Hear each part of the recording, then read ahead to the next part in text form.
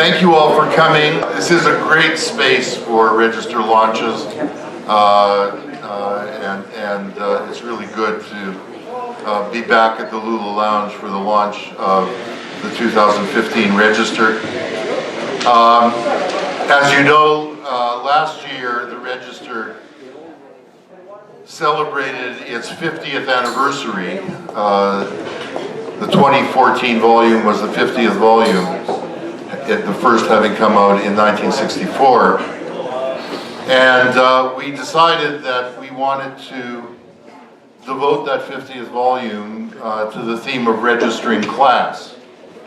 Because if anything has defined the Socialist Register over those 50 years, its insistence on the importance of class relations in the capitalist societies in which we live, and the importance of class analysis to understand not only the workings of those societies, but the possibility of getting somewhere beyond them, worth getting to.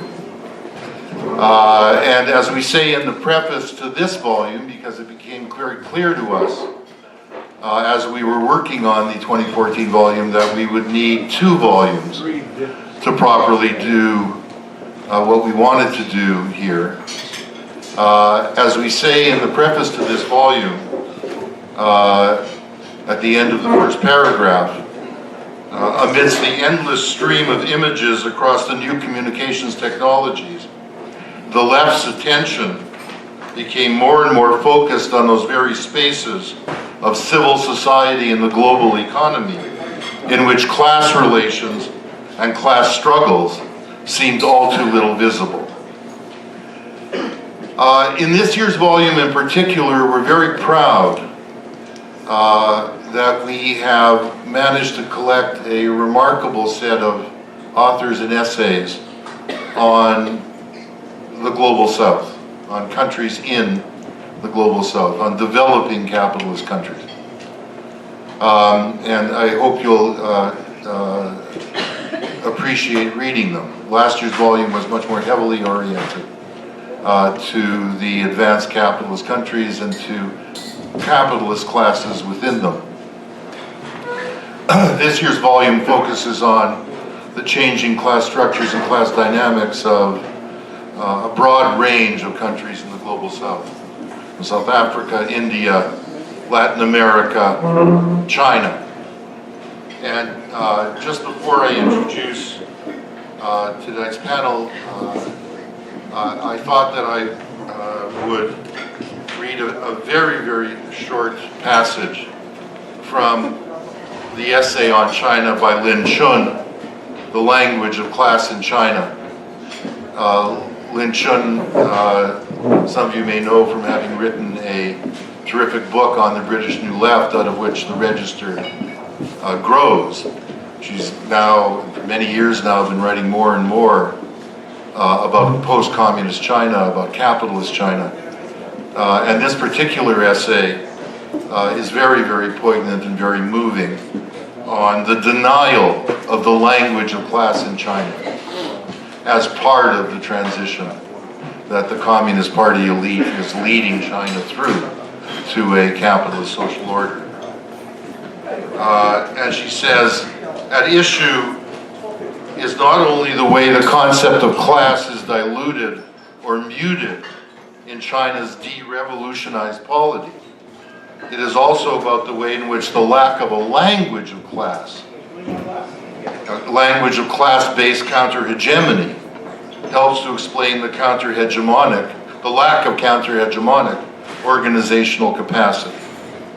To say this is not to endorse the views of those who imagine that class conflict can somehow be overcome outside the realm of political economy.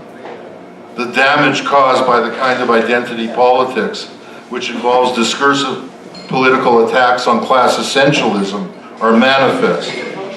The alarming retreat from both gender equality and ethnic peace in China, following the imposed denial of class, makes this very powerfully clear.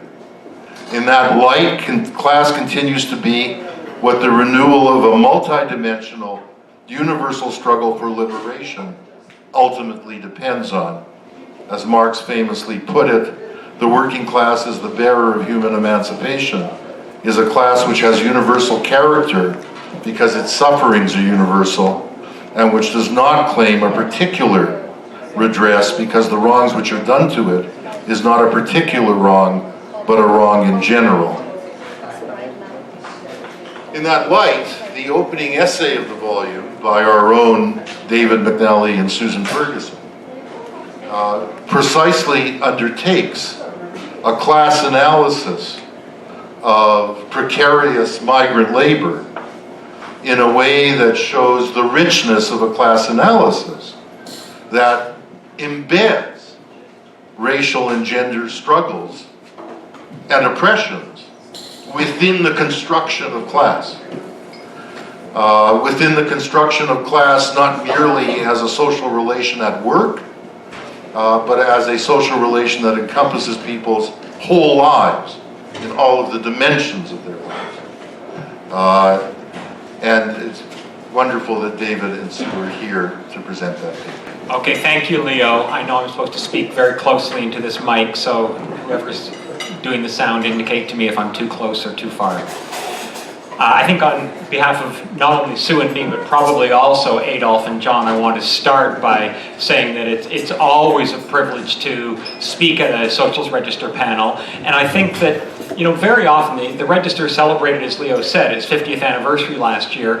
And so it's become easy for us to take for granted its existence. And yet, of course, it wouldn't without all kinds of tireless efforts and energies put into it by actual people, such as the two editors who are here on the panel with us tonight. So I think it's really important to thank them and acknowledge the efforts that they make in producing for us one of the central and indispensable reference points for critical left, historical materialist, Marxist analysis of the world in which we live.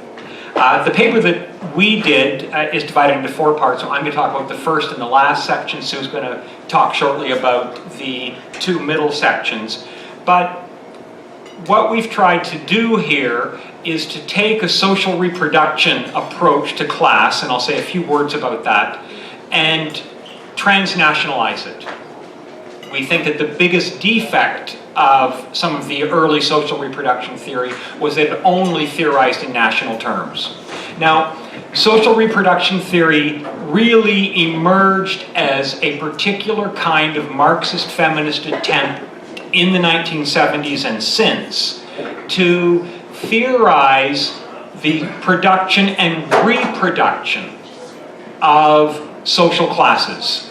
And of course, that involves, therefore, not just the monetized and waged activities of working class people, but all kinds of other labors that happen at domestic, neighborhood, community levels by way of reproducing people physically, biologically, generationally, socially, and culturally, as well as, of course, the indispensable part that involves work for wages to make their economic social reproduction possible. And yet, in trying to develop that analysis, very often it was left at a national level in which the state, the nation state, was used as the central framework. But of course, one of the things we've become acutely aware of is that capital is not the only globalized social relation. In fact, in addition to the flows of capital across borders, not only do people flow regularly across borders, but so do huge sections, huge amounts of wages in the form of remittances that are going from countries in which migrant workers have arrived and are employed to family members back home. The estimate is that about 500 million people on the planet are economically dependent on wage remittances. That is to say, they're living as a result of the fact that migrant workers in one country are sending shares of their wages back across borders. And as a result, what we're trying to do is to look at these multi-sided processes which begin with primitive accumulation and dispossession, particularly from the land, of people in a whole variety of sectors of the global south. We largely talk about Mexico and its relationship to both the United States and Canada in the paper, although we try to move a little bit outside that framework. And global dispossession generates enormous reserves of labor that are capable of, and frequently do, cross borders.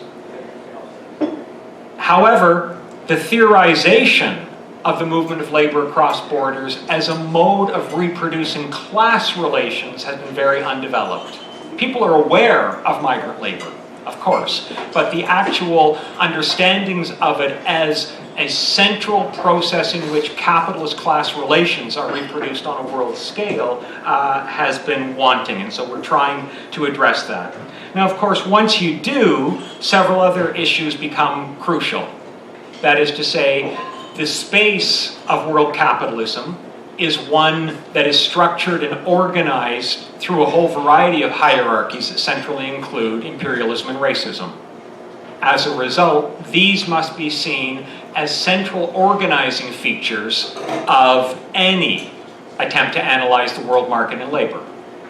Alongside that is the fact that generational and social reproduction is impossible without specific kinds of gendered female labor, and so we're trying to bring these together as a way of deepening a social reproduction analysis which not only looks at the relations between gender and class, but also racialization as an inherent part of this process.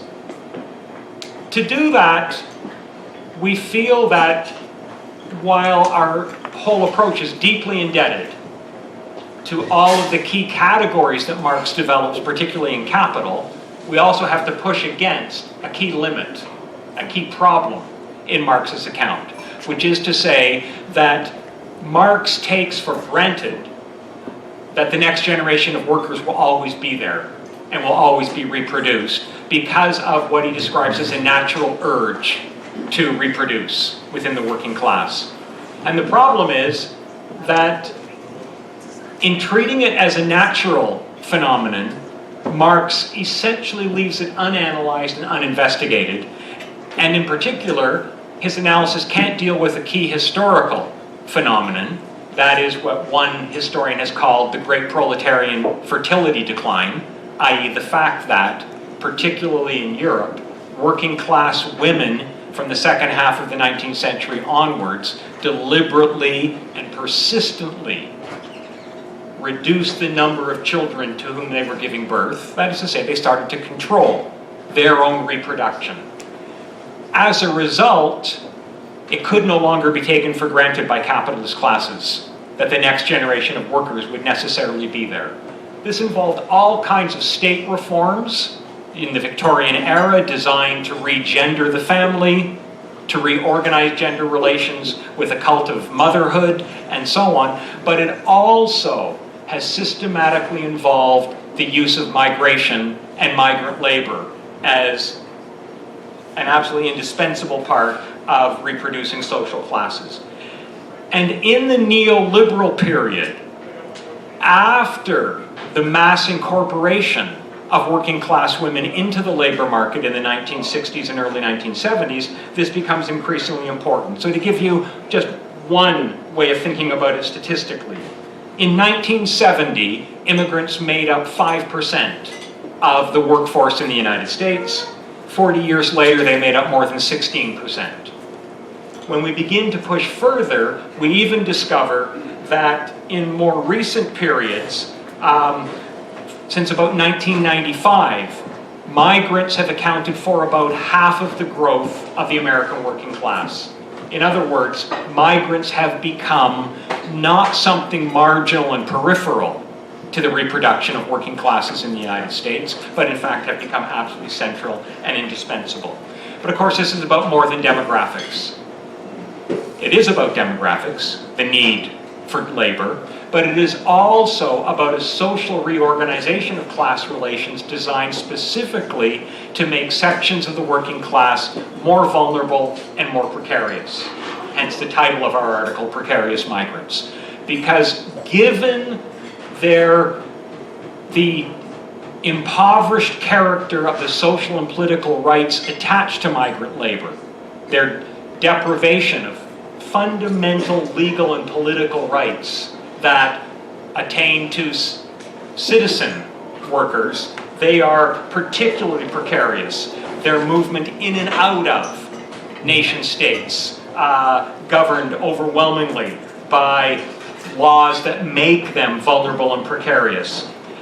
The other thing we wanted to emphasize in the article in this regard is that it is really vital for a historical materialist analysis to probe at a much deeper level than some of the superficial and more journalistic work we see out there, which tends to set it up as if the purpose of immigration regulation and controls is to deport undocumented migrants. We argue that this is not at all the case. In fact, what's most interesting if you look at NAFTA is that under the North American Free Trade Agreement, which integrates Mexico in unprecedented ways into the North American economy, there has been an explosion of so-called illegal labor. There's been a tripling of undocumented illegal workers in the US since NAFTA, from 4 to 12 million. And in fact, today, 1 out of every 3 Mexicans who work for wages do so in the United States. I'm not talking about key role of migration is social reproduction. That's huge for the Mexican working class. In other words, American capitalism is utterly dependent on migrants, and it is utterly dependent on undocumented migrants. The purpose, therefore, of the legislation which makes migrant labor vulnerable and precarious and subject always to the threat of deportation is to create the condition of deportability, but not to deport most of them. Deportability is a weapon and a mechanism and an instrument of social control and precarization.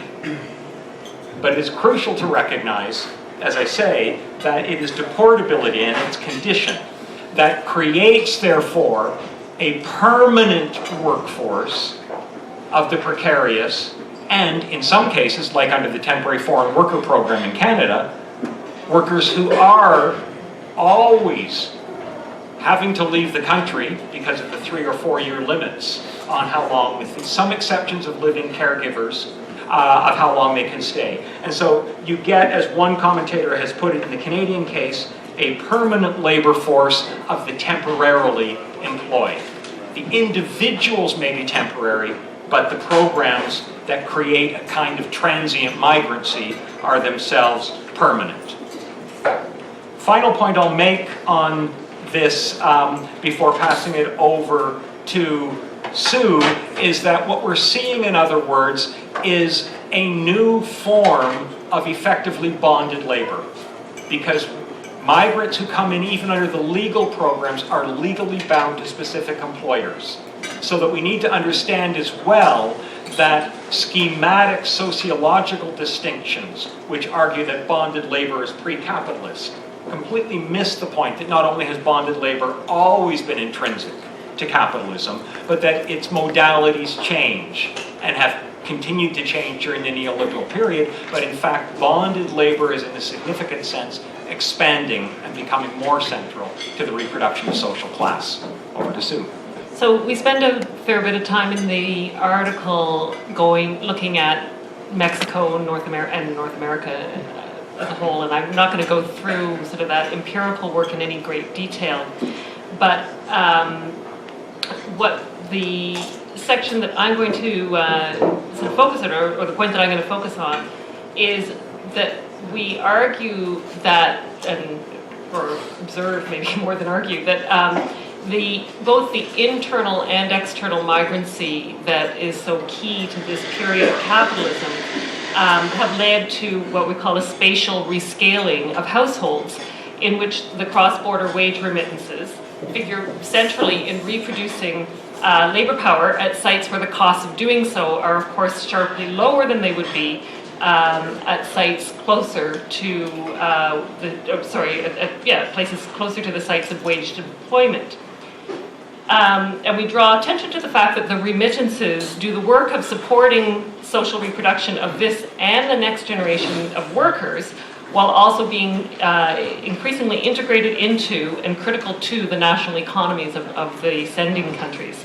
So according, just to give you a few facts or figures to back that up a little bit, according to the World Bank, wage remittances from Mexican workers in the US nearly quadrupled in the first 8 years of this century, from 7.5 billion to 28 billion per annum.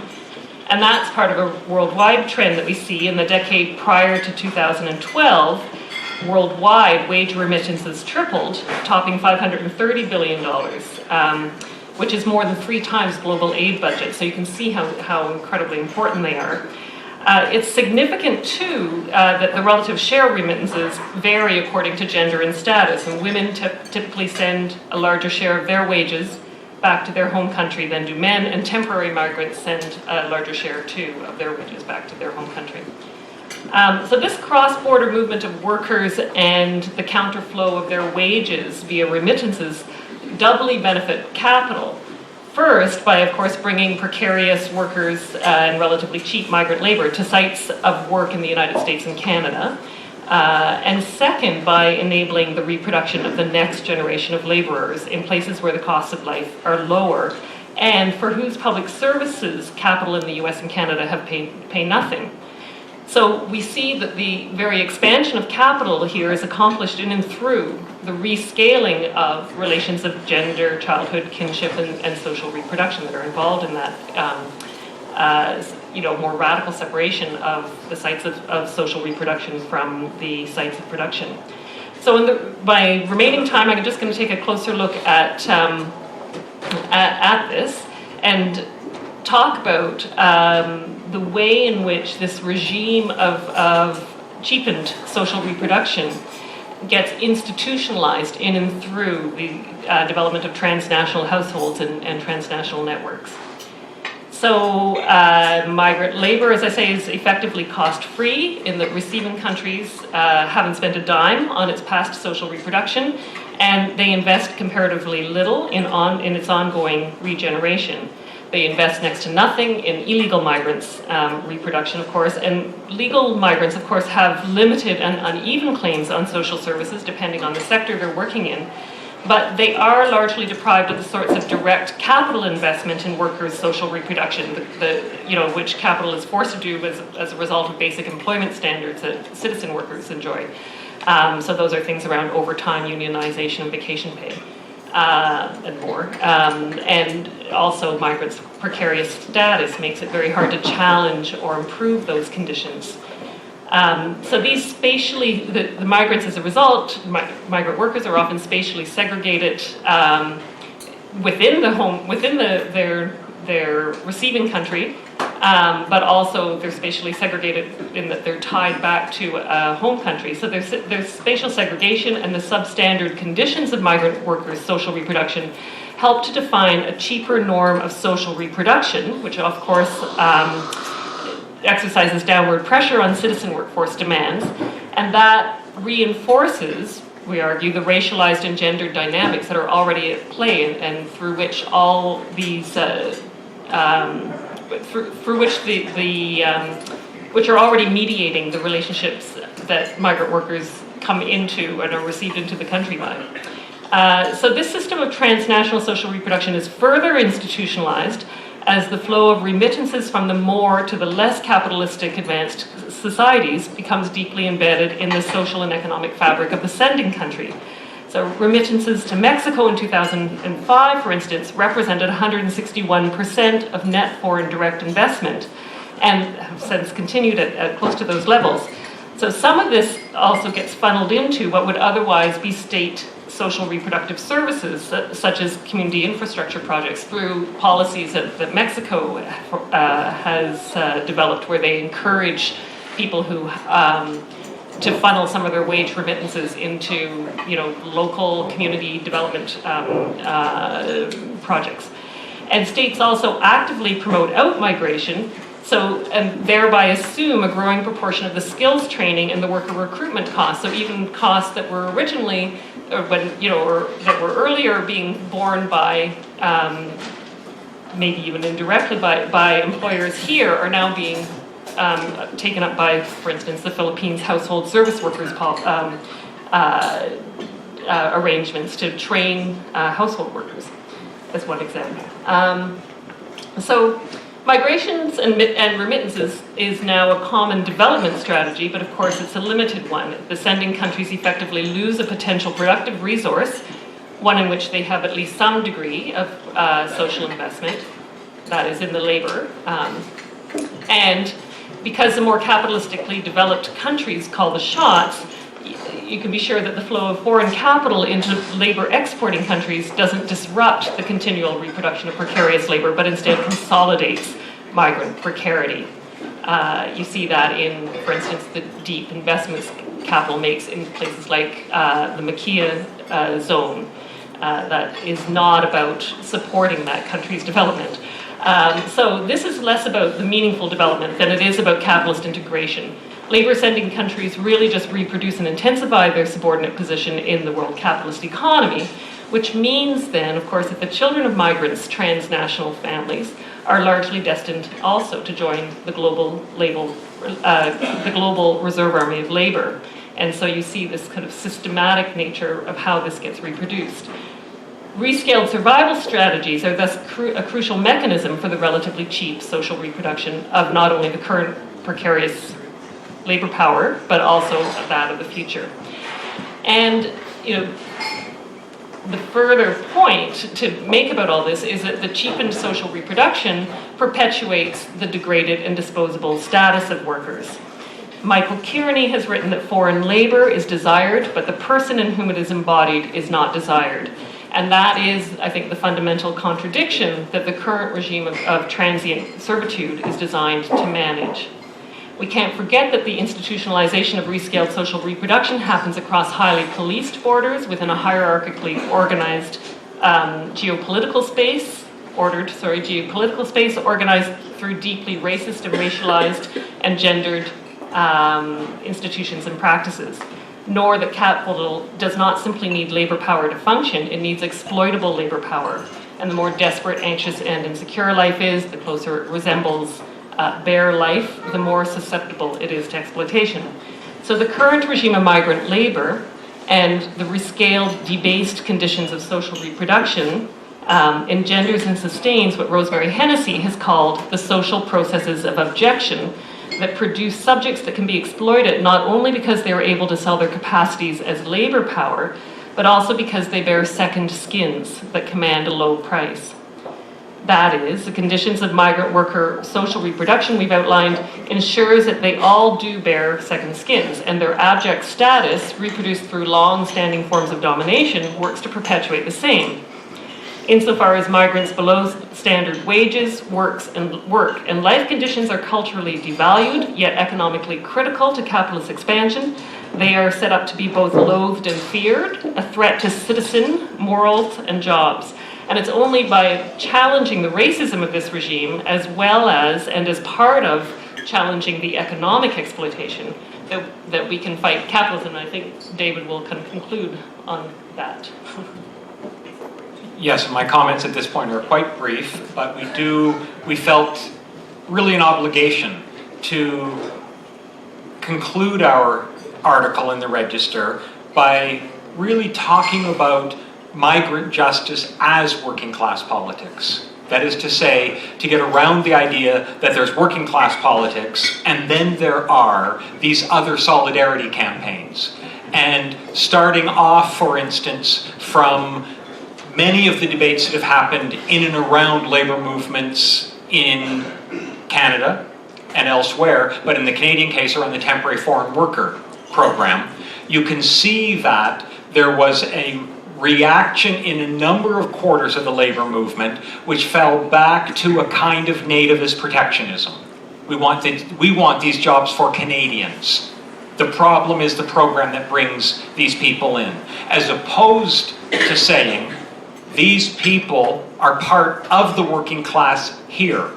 They urgently need and require our solidarity as sisters and brothers of the working class movement, and therefore that the campaign for full legal and political rights for migrant workers is part of working class politics. Related to that, we also wanted to emphasize the importance of recovering and acknowledging the agency of migrant workers. In North America, we are seeing more and more capacities for self-organization and self-mobilization. And while the 2006 May Day mobilizations of immigrant workers in the United States were probably one of the more celebrated examples, there are lots and lots of smaller scale ones. The fact that when the slump of 2008-9 first hit, the first factory occupation in the United States was organized at Republican Windows and Doors by an overwhelmingly immigrant workforce that had participated in the 2006 mobilizations speaks to that.